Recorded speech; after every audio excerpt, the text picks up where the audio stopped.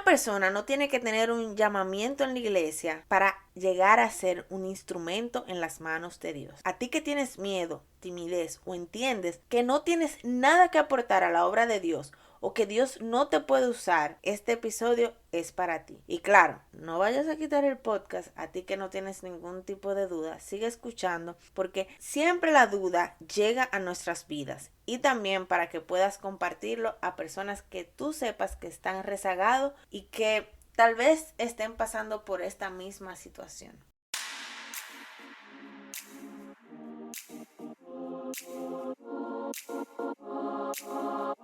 Estás escuchando el podcast de Revil.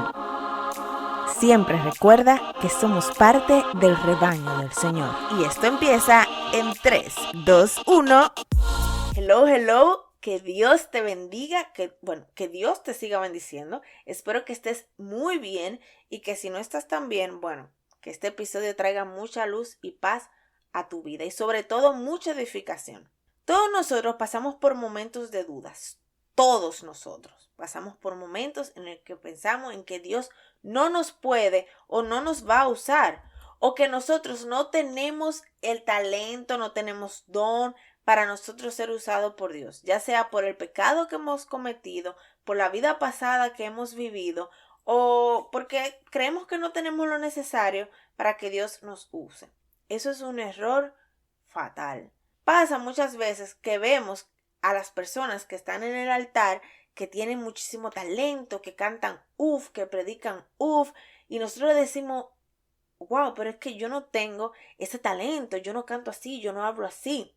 Sin embargo, debemos entender que estas personas simplemente son personas imperfectas que se han dejado usar por un Dios perfecto y que al final Dios usa a cada quien como Él quiere, para lo que Él quiere y da los talentos. Primera de Corintios 1:26 dice: pues considerad, hermanos, vuestro llamamiento. No hubo muchos sabios conforme a la carne, ni muchos poderosos, ni muchos nobles, sino que Dios ha escogido lo necio del mundo para avergonzar a los sabios, y Dios ha escogido lo débil del mundo para avergonzar a lo que es fuerte, y lo vil y despreciado del mundo ha escogido Dios, lo que no es, para anular lo que es, para que nadie se jacte delante de Dios. O sea, Dios sabe lo que hace, ¿verdad?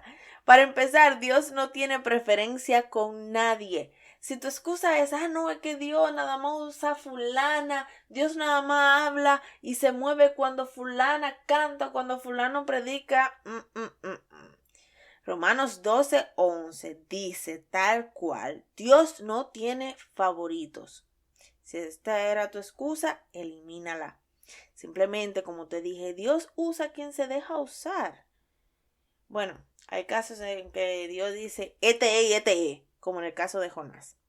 Segundo, déjame decirte que en la forma en que Dios te va a usar, no necesariamente es en la forma en que tú quieres que Él te use. Creemos que la única forma en que podemos trabajar para la obra de Dios es cantando o predicando o siendo músico.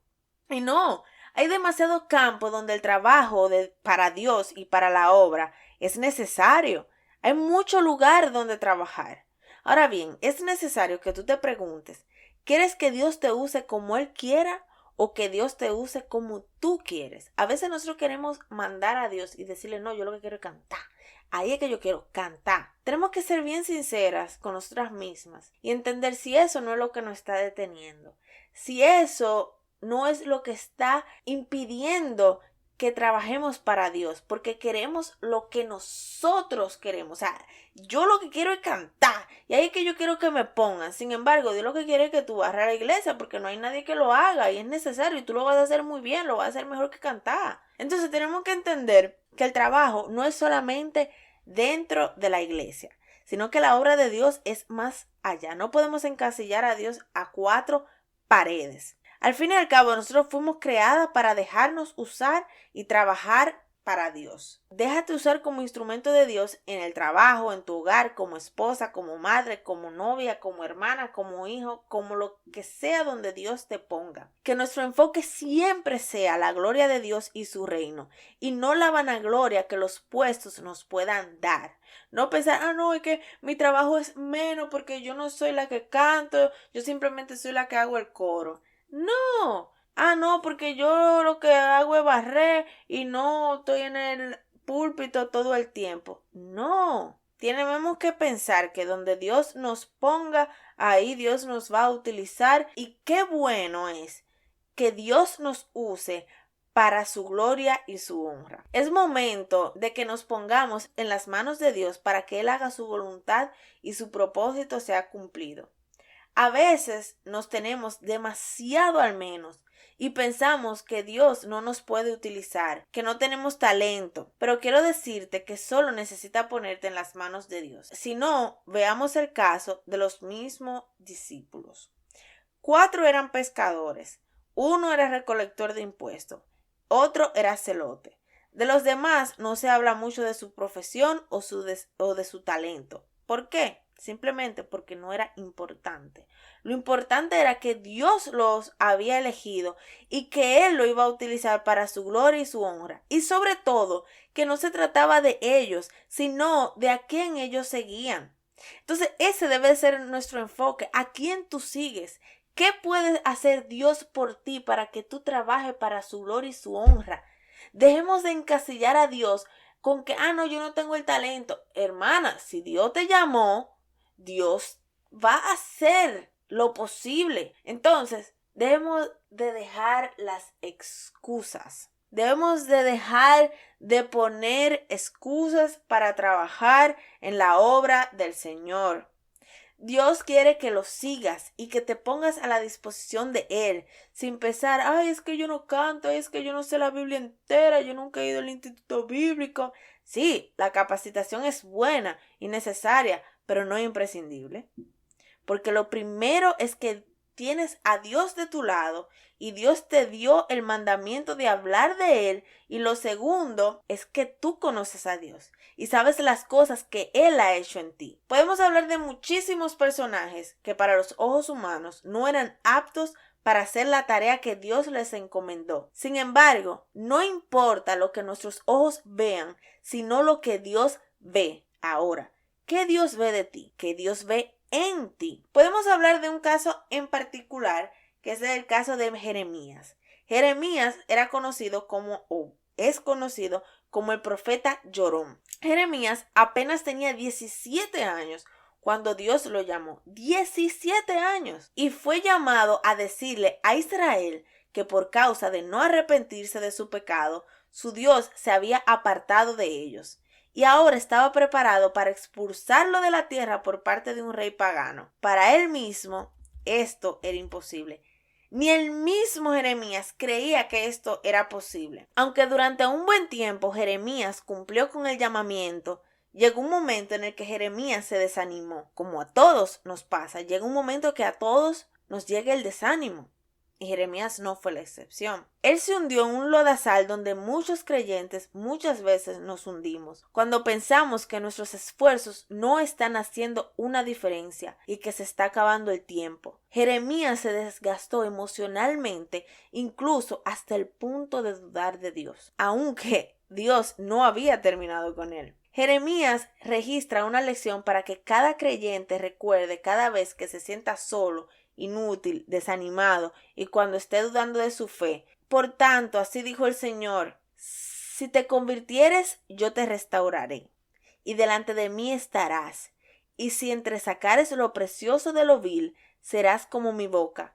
Conviértanse ellos a ti, y tú no te conviertas a ellos. Dios le estaba diciendo a Jeremías: vuelve a mí y yo te restauraré el gozo de tu salvación.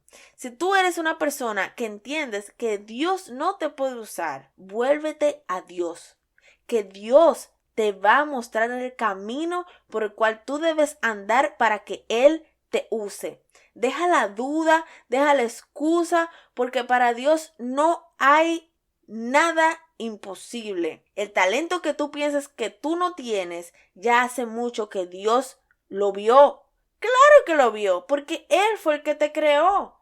Y Él sabe para qué tú eres bueno, para qué te puede usar. Lo que podemos aprender de la vida de Jeremías es el consuelo de saber que al igual que cada creyente, incluso los grandes profetas de Dios pueden experimentar el rechazo, la depresión y el desánimo en su caminar con el Señor. Esa es una parte normal del crecimiento espiritual, porque nuestra naturaleza pecaminosa lucha contra la nueva naturaleza, lo que es nacido del Espíritu de Dios, de acuerdo a Gálatas 5:17, que dice, porque el deseo de la carne es contra el Espíritu, y el Espíritu es contra la carne, y estos se oponen entre sí, para que no hagáis lo que queréis, o lo que quisierais. Pero así como Jeremías descubrió, nosotros podemos saber que la fidelidad de nuestro Dios es infinita. Incluso si somos infieles, Él permanece fiel. Quiero invitarte a que abraces el rol que Dios tiene para ti en la extensión de su reino y en su plan divino. No permitas que las dudas te impidan ver cómo Dios te quiere usar. Pídele a Dios que ponga en ti ese deseo ferviente por trabajar por y para Él. Que ponga la sabiduría necesaria para hacer lo que Él te mande hacer, no lo que tú quieras hacer. Y si tú estás en el lodo del desánimo, ve ante tu Padre que Él te escucha y así como a Jeremías te restaura. Yo espero que este episodio haya sido de gran edificación, como lo ha sido para mí entender que no importa quién yo sea, siempre y cuando yo vaya humillada ante el Rey y siempre y cuando yo viva una vida conforme a su voluntad, Él me va a usar. Y qué honor para mí es que Dios me use para su gloria y su honra. Espero que también puedas compartirlo a otras personas para que sean edificadas. Si te gustó, compártelo, y si no también, si te gustó, dale like, y si no también, si no te gustó, escríbeme al DM, vamos a hablar. Que Dios te bendiga y bye bye.